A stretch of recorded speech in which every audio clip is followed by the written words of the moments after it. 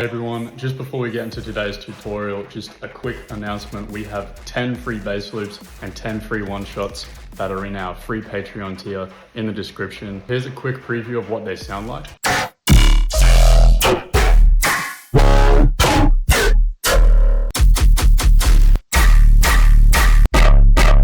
You can resample them using the methods we use in this video, but we have plenty more dropping with our TEAROUT Volume 1 production kit coming out next month. So stay tuned for that, but that's enough promotion. Let's get straight into the tutorial. So what we'll be doing is grabbing these 3 samples, process them through this rack here, and we're going to turn it into a drop that sounds like this. Got me swerving in the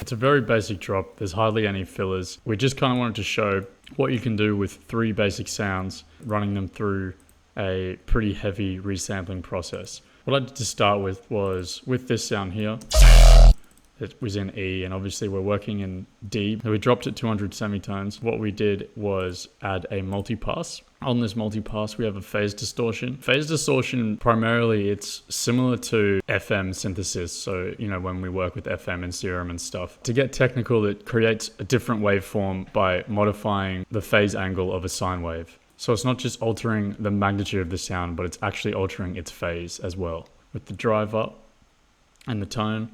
All right, and then we had a frequency shifter here. There's nothing on that. That was just for when we wanted to change the tone of the sound. With soloing the multipass, we started with this.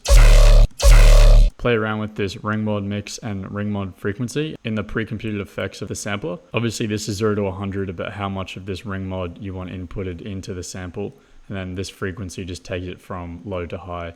You can't see exactly what frequency, like where it sits on the spectrum, but you kind of want it a bit higher because you get a nice high-pitched kind of sound. I raised this up a bit, and then I pushed the modulation frequency up too, and I got this sound. But then you can play around with this comb filter if you want. Find a kind of a setting you like. High frequencies work well, but so do the low ones. You get some really nasty sounds from changing the frequency of the comb filter around. Because we've got this phase distortion, and then we're also adding a distortion at the end here. This has a lot of low end, this sample, so I cut it out at the bottom here and just boosted the highs a bit. After that, I had 2 dispersers originally, but it ends up kind of making the low end a bit muddier, especially if you're not cutting all the bass out. It's good to keep them in because they can kind of clash with the sub, and you get a bit of a messy, not messy, but like a very distorted low end. So I kept the one that's at D4, which is an octave up from the other one. Added this OTT, is just at 37% and it's 3.4 decibel gain. I dropped the lows and the mids a bit. It's not doing much. That's kind of just for peace of mind. Once I had edited this sample, I had changed its length so it was about here. So it was more of a nice kind of a one shot that is on the downbeat. Then it's easy to start working on the rest of the drop. So I dragged in this second sample here, which just sounds like this. That's got nothing on it. But then shortened this right up and then added it to that mixer rack that we had just made. And you get a nice bit of a hit. And then to make it a bit deeper and bring out some lower kind of tones, just dropped it 600 semitones.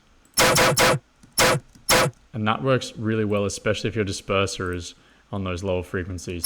Because you'll notice that if I have it up, it's kind of, there's a bit more of a transient, like the attack is quite strong at the start. But when we drop it down, it seems a bit more dispersed, which is nice. So from there I made a little bit of a pattern. And then I wanted a bit more of a tone that was able to support this one. So I dragged in this sample and I shortened that a fair bit. And I also just dropped it 500 semitones. It doesn't matter too much because it's losing a lot of its tonality anyway. And then so you can see without, just sounds like that. And then when we route it to number 6, which is our effect rack, we get that nice, kind of can work as a gun. Then when we throw our sub on that, it's really punchy. So that's why this effect chain works quite well. It basically just ruins the sound. And then when you add a sub on it,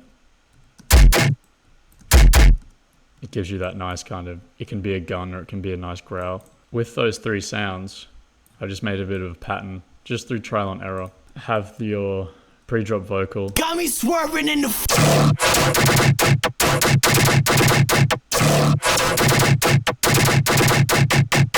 And that's 4 bars that you make. And then from there, it's much easier to get a bit of a flow going. And then with the sub.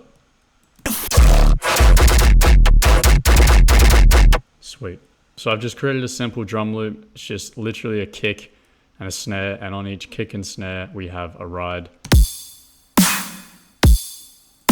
For the drum processing, I've got all 3 drums routed to a drum channel.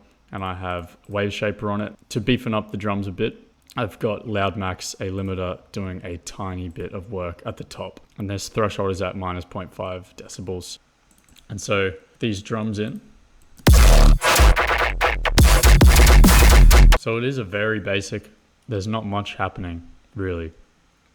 I mean, after the main effects here, which is just using the multipass to ruin your sound, then disperser, to get that nice kind of almost like a multi-band delay effect, and then OTT just to compress it, and then frequency shifter is just makes it easier to kind of change the sound, you know, give a bit of variety at the end of the drop.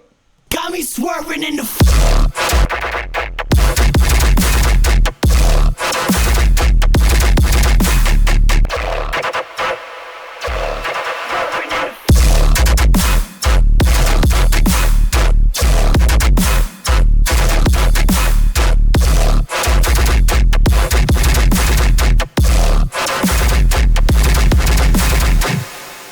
If you've stuck around to the end of the video, thank you so much for watching all the way through.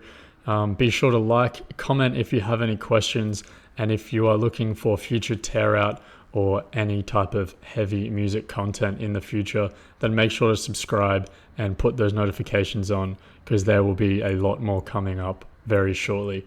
So thank you once again, and I will see you in the next video.